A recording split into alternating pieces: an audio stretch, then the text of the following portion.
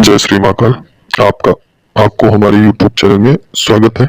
तो अगर आपने हमारे YouTube चैनल को सब्सक्राइब नहीं किया तो सब्सक्राइब कीजिए, लाइक कीजिए, शेयर कीजिए ताकि हमें भी कुछ प्रोत्साहन मिलता रहे और हम आपको नई नई जानकारी भी देते रहें। तो इसलिए हमारे YouTube चैनल को सब्सक्राइब कीजिए और लाइक कीजिए। और अगर आप आज हम लाए हैं साधना के बारे में, शमशानकाली साधना के बारे में बताने के लिए। और अगर आप साधना करने में असमर्थ हैं या आप समय के अभाव के कारण या साधना करने में किसी भी तरीके से असक्षम हैं, तो आप हमसे ट्रांसफर ले सकते हैं उन शक्तियों का। तो अगर आप चाहते हैं कि हम साधना करें तो साधना मैं बताता हूँ। अगर आप साधना करना चाहते हैं तो उससे पहले आपको गुरु दीक्षा लेनी होगी। गुरु किसी को भी बनाइए, लेकिन गुरु बना के ही कोई साधना करें ताकि हर स्थिति से निपटने के लिए आपके पास एक रक्षा कवच होना चाहिए। ये हर क्षेत्र में आपको कार्य करेंगे। चाहे आप कोई भी शक्ति अर्जित करने के लिए आप कहीं भी जाएं, तो वो गुरु ही आगे का मार्ग दिखाते हैं। अगर कोई दिक्कत परेशानी आती है तो वो गुरु मंत्र ही आपके कार्य आएंगे और आप हर स्थिति से बचकर निकल सकते हैं। तो गुरु अनिवार्य होता है। गुरु शिष्य परंपरा में यही चलता आ रहा है कि बिना गुरु होता न ज्ञान। तो इस बात का ख्याल रखना है, जब भी कोई साधना करें तो उससे पहले गुरु के मुख से और कोई भी मंत्र लें और दूसरा गुरु के आदेश अनुसार ही चलें। क्योंकि गुरु वो होता है कि वो हर एक परिस्थिति से निकला हुआ होता है। मतलब कि सफल व्यक्ति होता है और सफल गुरु होते हैं, तो उन्हें ही गुरु बनाए। तो गुरु आप इस तरीके से समझ सकते हैं कि आपकी क्षमता है 10 किलो की भार उठाने का और आपके पास 40 किलो का पत्थर है, तो आप कैसे उठाएंगे? नहीं उठा सकते ना। अगर 3 आदमी मिलकर उठाएं तो वो उठ सकते हैं, या 3, 4 या 2 आदमी मिलकर उठाएं तो वो 40 किलो का भार वो उठ जाएगा आपसे। उसी प्रकार से गुरु है। अगर आप कोई भी शक्ति को अर्जित करना चाहते हैं, आपसे नहीं संभल रहा है, तो वो गुरु आगे का मार्ग दिखाता है ताकि आप वो उस शक्ति को प्राप्त कर सकें। तो आज हम साधना के विषय में चलिए आगे बढ़ते हैं। साधना के विषय में आज हम बताने के लिए आए हैं। तो साधना इस प्रकार से की जाती है। पहले 2 प्रकार से की जाती है इनकी साधना। एक सात्विक विधि के द्वारा किया जाता है और दूसरा तामसिक विधि के द्वारा, शमशानी प्रयोग के द्वारा। तो शमशानी प्रयोग के द्वारा ये शमशान कालिका है, तो ये घर से बाहर ही करना उचित होता है। अगर आप घर में नहीं कर सकते हैं या मतलब कि बाहर नहीं कर सकते हैं तो घर में भी कर सकते हैं, लेकिन उनकी सौम्य विधि होती है। तो मैं अभी सौम्य विधि नहीं बताऊंगा, अभी मैं तामसिक विधि थोड़ा बहुत बताऊंगा। तो सबसे पहले करना यह है कि कुछ सामग्री लेनी है। सामग्री में आपको जो 16 श्रृंगार होते हैं उस प्रकार की सामग्री लेनी है। जैसे स्त्री के नेल पॉलिश या बहुत सारे होते हैं सामग्री। ये सब सामग्री लेकर वस्त्र में साड़ी, चूड़ी, दूसरा सिंदूर आदि लेकर उस स्थान पे पहुंचना है।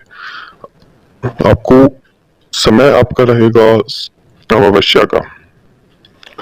अमावस्या के दिन करना यह है आपको कि वहां पे जाने हैं। जाने के बाद में आपको कुछ भोग की सामग्री लेनी है जो तामसिक रहेंगे। तामसिक में इस प्रकार से रहेंगे, जैसे कुछ बकरे की कुछ मीट वगैरह रहेंगे। दूसरा आपको जाने हैं कुछ फूल, जैसे गुड़हल का फूल, दूसरा अड़हुल का फूल। तो वो दोनों एक ही होता है, तो इनमें से कोई भी ले सकते हैं। चमेली का फूल और इत्र, आपको चमेली, केवड़ा, इस प्रकार से ये सब सामग्री लेकर वहां जाना है। वहां पर जाने के बाद आपको फल, फूल और जो मिठाई वगैरह है वो एक जगह करके शमशान में बैठना है और एकांत कक्ष जगह चुनना है ताकि आपको कोई दिक्कत परेशानी ना हो। एक आपको कील लेनी है। कील में आपको चाहिए होंगे, चाहे चाकू ले लीजिए चाहे कील ले लीजिए। उसमें करना यह है कि अपने जो गुरु द्वारा रक्षा कवच बंधन मंत्र दिए गए हैं उस मंत्र से अपने शरीर कवच लगाइए। उसके पश्चात आपको अपने चारों तरफ के कील से उसे रक्षित करना है अपने आप को। दूसरा, आपको सामग्री उसी घेरे के अंदर में होना चाहिए जहां आप बैठ रहे हैं, और वहां पे निर्धारित मंत्र जो दिए जाएंगे उस मंत्र का सतत मंत्र जप करते रहना है। मंत्र में आपको यहाँ नहीं बताऊंगा, करने वाले को आपको वो हमारे व्हाट्सएप पे संपर्क कर सकते हैं। जो लोग ट्रांसफर लेना चाहते हैं वो हमसे जुड़कर ट्रांसफर ले सकते हैं। दूसरा कि आप इनकी साधना आप कर सकते हैं।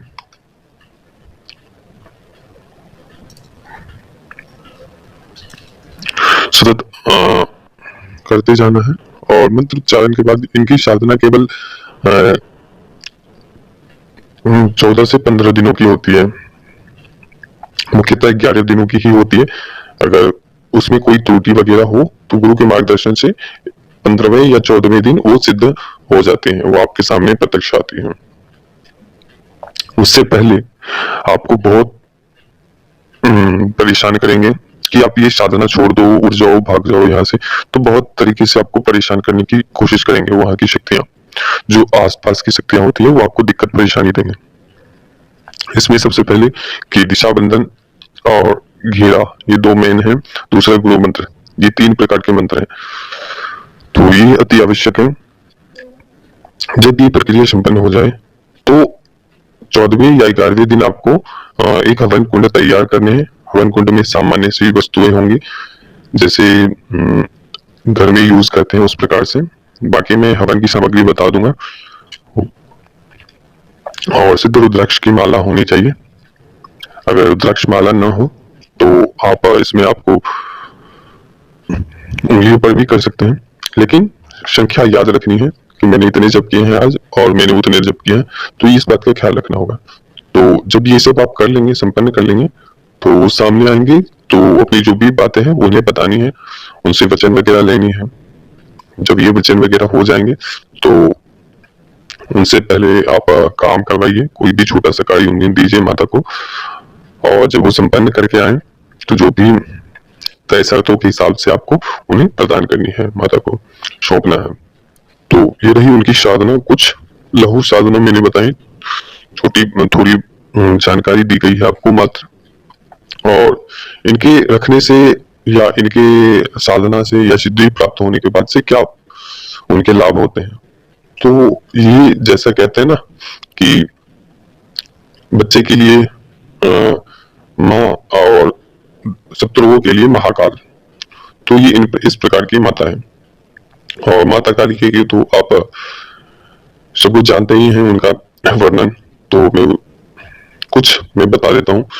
इनके रखने से आपको सबसे पहले कि आपके ऊपर तंत्र नहीं चलेगा, आपके घर परिवार के ऊपर तंत्र नहीं चलेगा, आपके चाहने वाले के ऊपर तंत्र नहीं चलेगा कभी भी।